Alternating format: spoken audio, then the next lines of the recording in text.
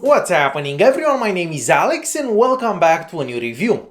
For today we have the Ulefone Power 3S, and this is basically a cheaper version of the original Power 3. So you can find this phone for about $170 versus $220 for the original Power 3. And even though it's cheaper, we don't actually lose that much. So with this device we get 4 gigs of RAM, and with the original Power 3 we had 6 gigs of RAM, so really not that much.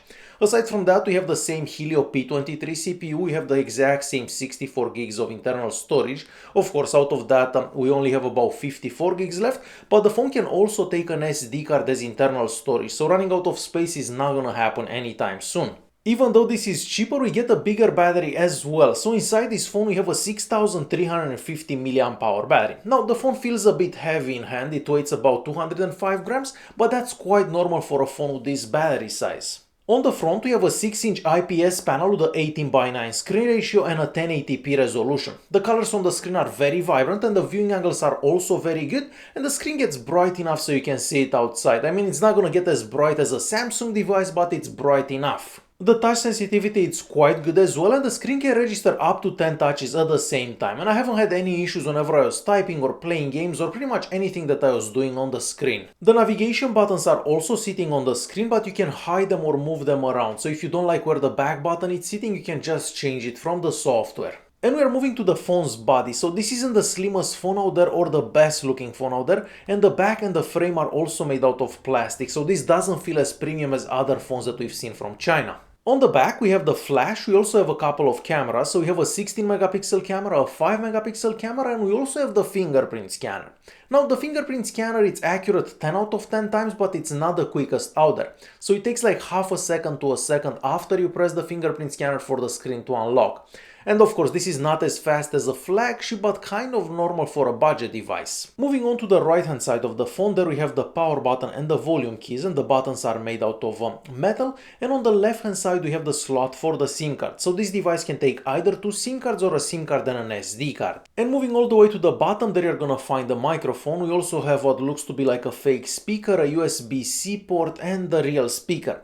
Now the speaker from this device sounds okay, but definitely not as good as other devices that I've heard in the past, so it gets quite loud but it lacks bass. But here is a quick sample of how the speaker sounds.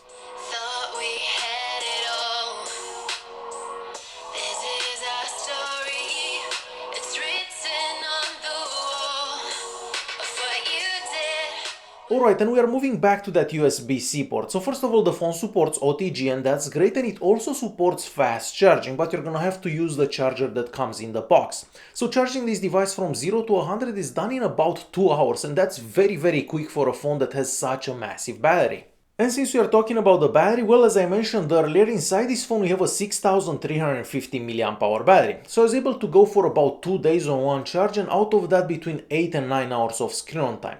Now unfortunately the phone doesn't display the exact battery specs, so I can't really say for sure how much screen on time I had, but I'm estimating somewhere around 8 and 9 hours of screen on time. And even though that doesn't seem bad, if we would be to compare this phone to the Alcatel K6 for example, that's not as good, because with that phone we got about 15 hours of screen on time. There is one thing that really surprised me about this phone, and that's the picture quality from the rear camera. Now of course we have 2 cameras on the back, but the second camera it's fake, or it doesn't do anything, because if you take any of those pictures with the blur mode, well, the pictures look absolutely horrible. So I'm gonna say that the second camera it's fake. But if you use just the 16 megapixel camera on the back of this phone, you can get some really good looking pictures. If you have plenty of light, the pictures are super sharp and the colors are very vibrant, and the pictures kind of remind me of the pictures that I would take with a Samsung device. There is also an HDR mode available, and the HDR mode works well, but whenever you are using the HDR mode, the pictures become a bit softer. But for a phone that costs about $170, I think the pictures are very good. Moving on to the low light performance, well, I was quite surprised to see the pictures that I was able to take with this phone, because with most phones under $200, every time you take a picture in low light, well, the pictures don't look that great.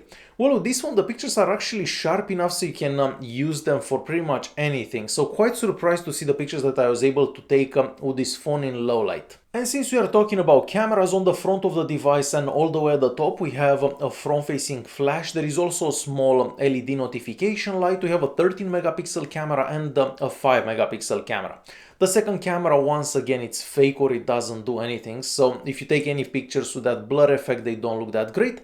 But the pictures that you're gonna take with the main camera, so the 13 megapixel camera, well, those ones look okay. I mean, the dynamic range isn't the best that I've seen, but the pictures are quite sharp even if you don't have enough light. Moving on to performance, so the phone is running Android 7 and supposedly this will get an update to Android 8, but who knows if that's gonna happen or not. Now, the UI, it's very close to stock Android, therefore there is nothing holding the phone back. So the score that we get on the Antutu benchmark is somewhat high. I mean, we get about 65,000 and that's kind of normal for the Helio P23. Since we have 4 gigs of RAM, multitasking works great as well, so the phone can keep a whole bunch of apps running in the background. Now, of course, if you have like 5 big games, the phone is not gonna keep all of them running in the background, but for the most part, the multitasking works good, and the split screen function from Android 7 also works good and without any lag. Opening apps takes maybe a second longer than it would take if you'd have a flagship device, but considering the price of the phone, I don't think we can complain about that. And scrolling in between screens, switching in between apps, everything works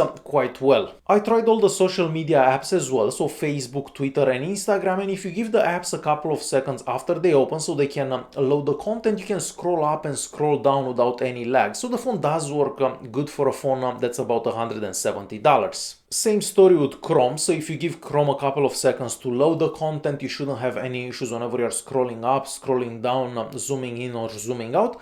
As for the YouTube app, the maximum resolution is 1080p and all the videos that I watch that resolution do work good.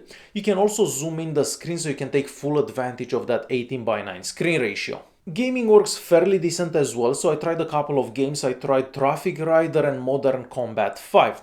Now, both games did quite good, but I did notice a couple of skipped frames here and there, so I'm imagining that if you're gonna play some heavier games, you will see some lag every now and then. But overall, I think the performance is decent for the Helio P23. The phone does seem to get a bit hotter whenever you're playing games, so a bit hotter than normal. The GPS unit inside this phone works great. It only takes the phone maybe 2 seconds to find your location, and that's even if you're inside, so very quick. As for using Google Maps, it does work very good without any issue, so a very good GPS unit inside this phone. For sensors, we have pretty much all the sensors that you would find in a flagship device, including a gyroscope, so if you're planning to use this phone as a VR headset, that's gonna be possible. So all the sensors that we have seem to work good as well. Connectivity-wise, the phone supports 4G connectivity and dual-band Wi-Fi, but unfortunately we don't have that many bands available. So here in Canada I was able to use the phone on 2G and on 4G, so definitely check the bands and make sure that they actually match your carrier. Now the speaker on top here seems to get quite loud, so no complaints about the speaker, and the call quality is also great. As for the speeds over the dual-band Wi-Fi and the 4G network, well, they're very good for a phone that costs about $170. And it's time to conclude this video, so I really don't have that many bad things to say about this phone. Now, I wish those cameras, the fake cameras, wouldn't actually exist, because we don't really need those fake cameras, we don't need that fake blur effect. I just want 2 good cameras, one on the back and one on the front. The battery life, it's not the greatest out there, mostly considering that we have a massive 6350 mAh battery, but it's more than enough so it can take you for about 2 days on one charge. So overall, this is a very decent phone for about $170. Alright guys, hopefully you enjoyed this video. If you did like it, press that like button, don't forget to subscribe, and I'll see you in the next one. Thanks for watching.